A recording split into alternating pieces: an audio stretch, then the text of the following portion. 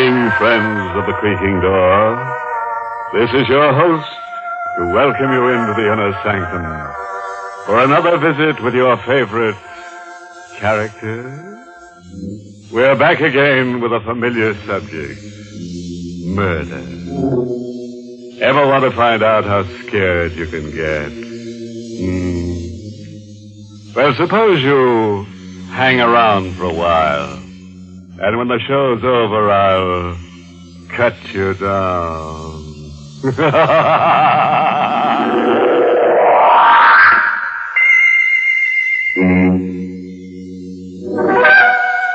All right.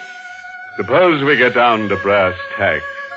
And I do mean the ones that go around the edge of a coffin. In a tiny cottage lost in a wild, desolate section of rural New England, Ellen Richards sits in a chair, listening. Approaching 60, white-haired, with eyes that dance nervously in the firelight, she listens. She hears the winds weeping and moaning, grim heralds of the bleak winter. But she listens for something else.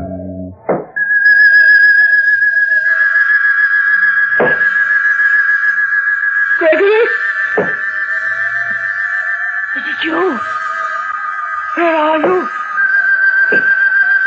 Upstairs? Gregory? Oh, it's nonsense, that's all. It's nonsense. It's just because I'm alone. Gregory! You wouldn't do this to me if I weren't alone. Hello, operator. Hello, what's the matter with you? Number, please. Hello, operator. I want you to ring my nephew, Leslie Richards. Tell him to come home at once. Number, please. My nephew, Leslie, I told you. What's the matter with you? Don't you understand? You must hurry. I beg your pardon. What number do you wish to call? Number. Oh, he's in town somewhere. The depot. Call him at the depot. Oh, don't you understand? I hear the boots. Those heavy, hobnail boots. And the cane tapping. It's my husband. He's coming up out of the cellar step by step. And he's been dead for 5 years. And now he's on the landing. And now he's opening the door. And now... Number, please. Hello, Auntie. Oh, Leslie, you darling boy. Oh, it's you. It's you. And not the others. Really, Auntie, I don't quite understand. You dear boy, you must forgive me. I'm hysterical. Just be patient with me. I'll be all right in a minute. What's wrong? What happened? Let me hold your hand. Oh, just knowing that you're here makes me feel better already. I thought I'd go out of my mind. You poor darling. Now, if you'll only tell me what... Wait a moment. Do you hear anything? Just the wind? That's all? That's all. Oh, Leslie, you mustn't leave me alone ever again. I simply can't bear to be alone. But I just drove to the station to get Miss Morrow. Darling, you're in a terrible state. You really must sit down. I'll get you something. No. I'll be all right. I'll be all right. Where's Miss Morrow now? She went through the side entrance in her room, I guess.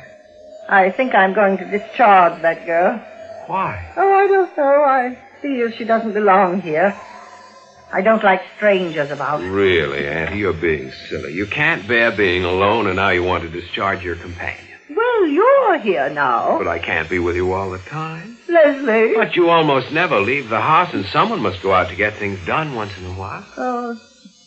Oh, yes, I suppose you're right. And it won't do you a bit of harm to go out once in a while, too. The movies in town, or maybe New York for the theater. No. But, Ellen... Don't you dare suggest that again. You must never suggest that again, do you hear? But why? Why must you stay here locked up in this house?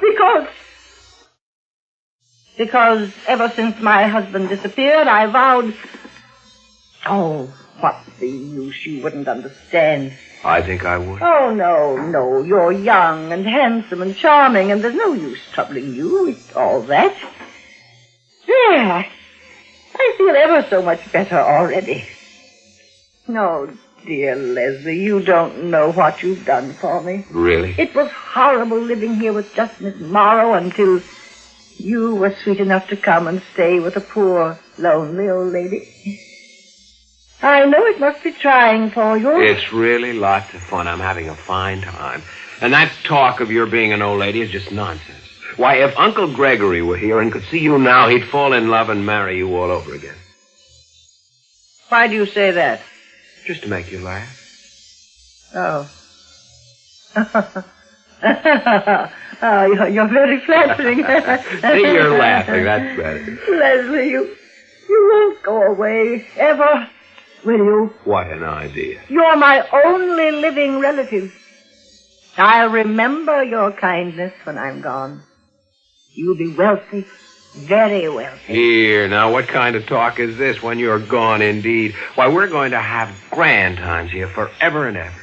Now, you go to bed and sleep away all that foolishness. And here's a kiss for a pleasant dream. Oh, you silly, silly boy. Well, say good night to Miss Morrow for me. I'm too tired to wait. Good night. Barbara? Come in. Barbara. Don't tell me about it. Don't say anything. Just kiss me and hold me tight. Oh, dearest. Oh, Leslie. I could hardly bring myself to come back here tonight. She's so hateful and cruel. Barbara, don't. She may hear you. I'm sorry, but how much more of this do you think I can stand? This house will drive me as mad as she is. Please, dearest. All right. It all seems so senseless. You say you love me, and yet... You know I haven't any money, but I'll get some. I'll get a great deal, and as soon as I do... What I want to know is when. When? Tonight, perhaps.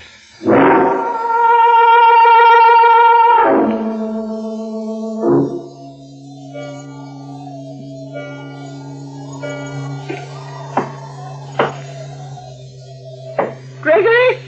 No, go away. Leslie! Leslie, come here at once. Leslie! Annie, I heard you calling. What is it? Listen. Do you hear it? Yeah. Oh, thank heaven I'm not the only one. What is it? Gregory. Oh, no, Annie. I know it. That's the way he used to walk around the house, chatting with his cane. No, that's not. But I know. I heard it before while I was alone. He's come back somehow. Oh, Leslie, he's come back. Then why should he do this? If it's Uncle Gregory come back, why, he'd come right in the front door. But don't you see he can't? He's been dead these 5 years. Dead. You told me he disappeared. I know. I didn't want to shock you. Oh, Leslie, how much can I trust you? Trust me? Why, Auntie, you know there isn't anything I wouldn't do for you. There. Listen. Where's it coming from? The living room. Give me my robe. Yeah. But I don't see why you must get out of bed. I must know about this. I can't leave this house, Leslie, and if he's here... Why can't you leave it? You can sell it and go away. You don't understand. Yes, the living room. We're going in there. I'm not afraid to face anything if you're with me. Now, come. Very well. Do you see anything? There's nothing in the corridor. But I can hear it. It's closer. There's the living room. Not a soul there. Not so. Why'd you pick up that fireplace iron? You'll know in a moment. Can you move the piano? These old uprights are pretty heavy, but I think I can do it. There. Get that little shovel from the fireplace. Hurry. What's that? I don't understand. What are you doing there? What is it? Some kind of secret trapdoor in the floor you're trying to move with that iron? Yes, it's the floor. Oh, here, let me do it. All right. I think I have it now. There's nothing but dirt under there. Use the shovel. Very well. Leslie, I don't know. Listen. The tapping is stopped. Yes. Why? Perhaps this is why. Perhaps he wanted me to find his body. He's still there? Look. Gregory! So that's why you never left this house, isn't it? He was lying here all this time. Lying here where you buried him. After you murdered him. Isn't that so, Auntie Ellen? Now, who is bleeding last? Oh, yes. Auntie Ellen, the old darling, just had her nephew dig up her husband from under the floor. If you think she kept him there to make him stay home night, you're wrong. He'd been murdered. And Auntie Ellen's nephew just accused her of killing him. Yes. Yes, I killed him. Leslie, you mustn't tell anybody. I know you won't tell. Oh, it's been horrible living all these years with him right in the same house. I could never leave. Someone might find him, you see. And every time I heard a noise in the house, oh, it was frightful. I should think so. That's why I sent for you. I couldn't bear it alone. Now you know my secret, and you will help me. Will I? Of course, dear Leslie. I know you will, and... Won't you? Oh, it's Miss Morrow. Don't get her Quite food. all right, Auntie Ellen. Come in, Barbara. No, you can't. I've heard everything, Mrs. Richards. And I know everything. You know? You and Leslie. It was you who made those noises, that tapping. It didn't start until after you came. Yes, Auntie Ellen. You horrid boy. Why did you? How could you do this to me after everything I've done for you? I thought you loved me. I thought... Sit down. No, I will not. Leslie! Sit down, I said. Barbara, get a checkbook. Okay. What are you going to do? Dear Auntie Ellen, you are going to write a check for $50,000. For you? For me. Here's a book and a pen. I see it all now. What a fool I've been, taking the two of you into my home, and now you do this to me just to get my money. You killed him for that money. You have no right to talk. You made him do this. Leslie's a good boy. You found out about this, and you put him up to it. I'm going to call the police. You're a little thief. You're a murderer, Auntie Ellen. You won't call any police. In fact, you'll tell no one. And you'll write that check now. You understand? Leslie? Yes. You're quite right. I'm not in a very good position, am I? You hurt me deeply, Leslie. After I trusted you. After I... Leslie, what happened to her? What's the matter? I don't know. She just stood up and collapsed. Auntie Ellen. Is she dead? No, she's still breathing. But she's paralyzed, stiff as a board. Barbara, call a doctor. I'll fix that floor and push the piano back. You think it's safe? Absolutely. She won't say a word if she comes out of this. And if she does tell about the check, who will believe her? It'll be our word against the murderers. Come on, Barbara. We've got to get her well enough to write that check.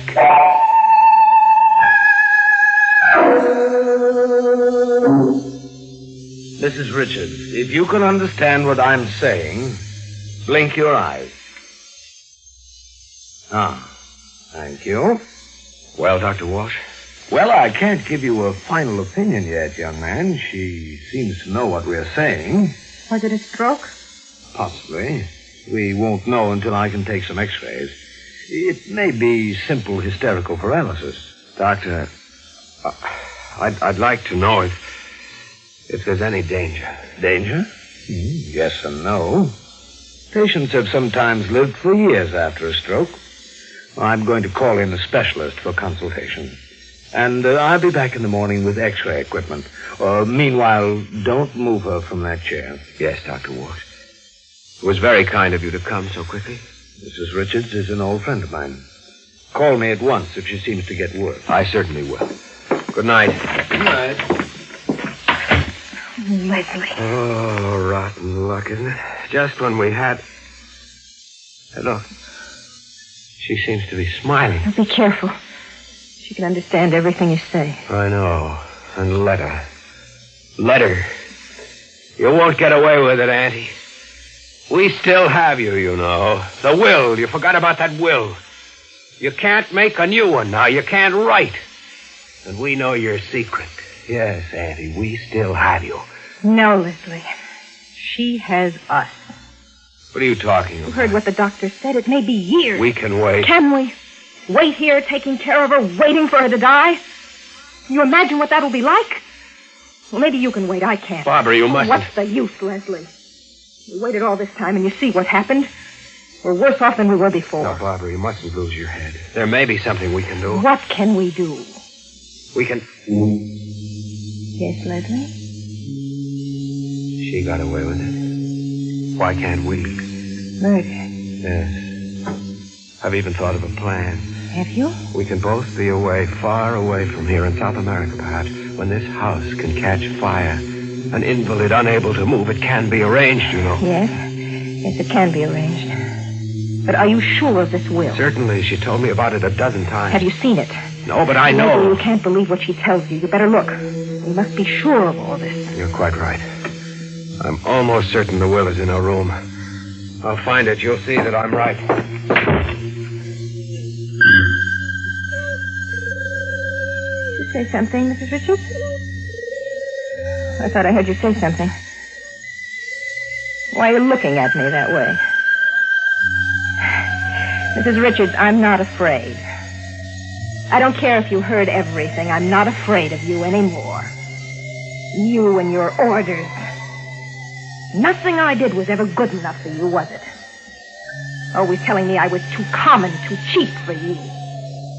Well, I found out what you were tonight. And stop your staring at me. You want to know something, Mrs. Richards? He didn't figure this out himself.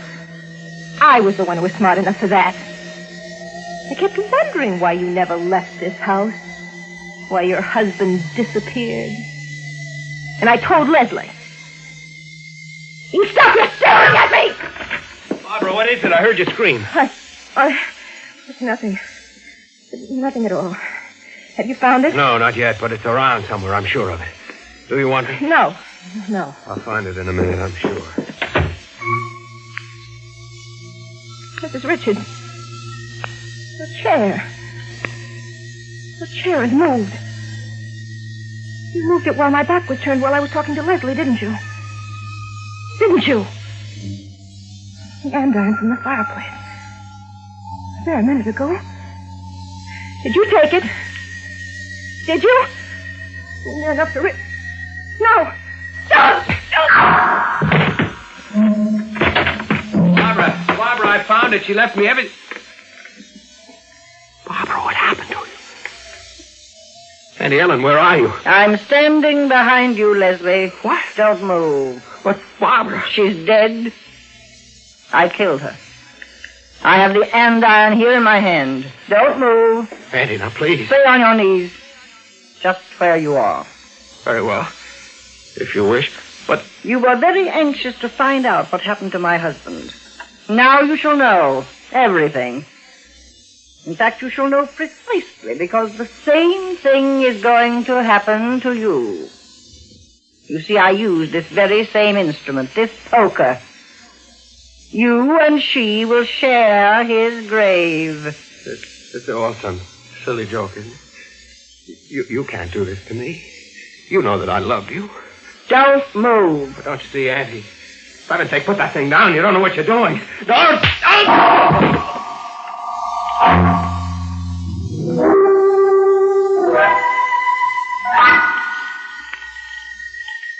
Hello. I'm sorry to disturb you, Dr. Walsh. This is Ellen Richards. Ellen Richards? I knew you'd be surprised, but I've fully recovered.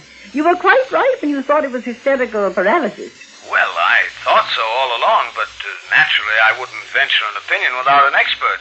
But why did it happen? Oh, it was a silly thing, I suppose, but my nephew Leslie told me he was going to marry Miss Morrow. In fact, they planned to elope. And that was the shock that brought it on? Yes, Dr. Walsh. I suppose I let myself care for my nephew more than I should. Yes, I understand. But I'm quite over it now. I sent them on with my blessing. They drove into New York, and they're sailing for South America in a few days. So you needn't come tomorrow evening. All right, Ellen.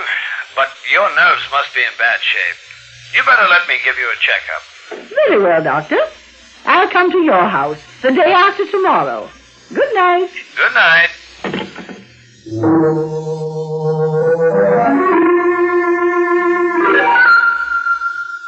Oh, there, Ellen. That completes my checkup. And what's the verdict? You've got a constitution like iron. You'll live to at least 110. Oh, but, Ellen, you have to get out of your house. No, now, don't go into that again, Dr. Walsh. When Gregory disappeared, I made up my mind I would never leave, and I mean to stick to that vow. That's not what I meant, Ellen. Haven't you heard the news? What news? The new superhighway. It's going to be built right through your property. Your house is dead center of the roadway. They'll have to rip it down. What? Well, they can't do it. I won't let them. Well, there's no reason to be alarmed. You'll realize a handsome profit for your property. When will these people be around? When are they coming? Why, the surveyors are in the neighborhood now. They may be calling at your house today to examine the property and make an estimate of its value. Today? Well, I must get back to the house immediately. I don't want them to come when I'm not there. Oh, excuse me. Hello? Yes? Yes, one moment. It's for you, Ellen. For me? Who is it? Why, I believe the man said the state police. But what could they possibly want with you, Ellen?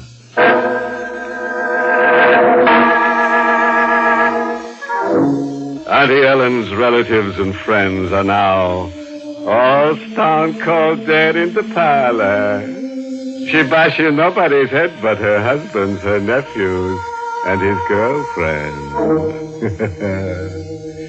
And we leave this electric personality while she's on her way to becoming a short circuit. Of course, we don't want to alarm you, but crimes like these don't happen except to people like you and you. But not you. Well, friends, it's time once again to close that creaking door. Until next week at the same time, when we'll be back with a little hunk of horror. You'll be sure to listen, won't you? Until next week, then. Good night. Pleasant dreams.